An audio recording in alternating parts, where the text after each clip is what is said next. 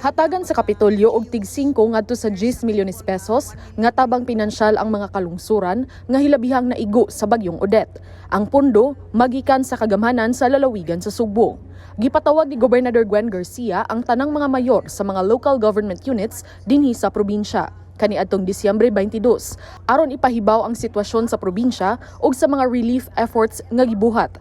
Mitambong usab sa maong meeting ang lain-laing sektor sama sa mga gas station operators, mga bangko ug mga telecommunication providers. Gibana-ba ng 35 ka mga LGUs nga maoy nakahiagom og dakong kadaot ang makadawat sa maong tabang pinansyal. I-download nako directly to the 35 or 34 nagsigigihap si Kwan nga affected. Initial, I will download a certain amount, maybe from 5 to 10 million for each municipality and city para inyo nang magasto further just for the initial nato nga recovery efforts. I need to get back to our treasurer kung unsa gyud kahimtang. So sa atong pundo for 2021. But you do know nga we have a huge budget for 2022. But in the meantime, immediately ang mga himo nato katong affected nga mga LGUs, there's available nga 1 million nga inyong magasto dayon.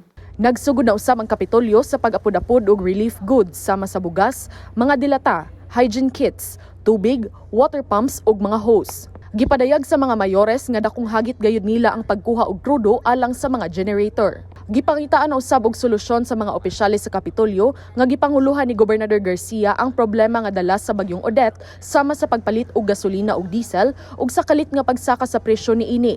Gipasalig sa mga kadagkuan sa mga dagkong kompanya sa krudo sa Subo nga paspasan nila ang pag-deliver og krudo pinaagi sa pakigtambayayong sa mga independent oil tankers ug dili na mag-agad sa ilang kaugalingon nga oil tankers lang. Samtang ang mga bangko mipasalig nga ablihan ang ilang mga opisina alang sa manual nga pag-release sa kwarta aron dili na usab mag-agad sa mga automated teller machines. Gipasalig usab sa Kapitolyo nga tabangan ang mga bangko sa pag-source og krudo alang sa ilang mga generator sets nga maoy gamiton aron moandar ang ilang mga ATMs. Samtang alang sa mga kabalayan sa mga Suboanon nga na-damage, ang kagamanan sa lalawigan sa Subo mopalit og sin og uban pang construction materials. Hatagan og coupons kadtong mga pamilya nga naguba gayud ang mga balay ug ila kining i-redeem didto sa mga hardware. Tabangan tanan actually, good, ha? So the sooner that you can submit unahon nato sa ang mga balay. Moy priority nato ang mga tao. The sooner that you can submit an inventory of those houses that have been partially or completely damaged, the faster we can procure para makapadiritso dayon ta og pang-apod-apod ninyo kamo nay mang-distribute sa mga sin og mga plywood.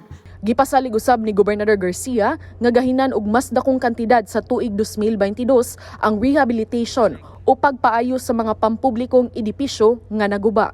Kita ko sa devastation. That is why next year expect a heftier budget to help you, mas dako nga budget to help you in the rehab of your infra.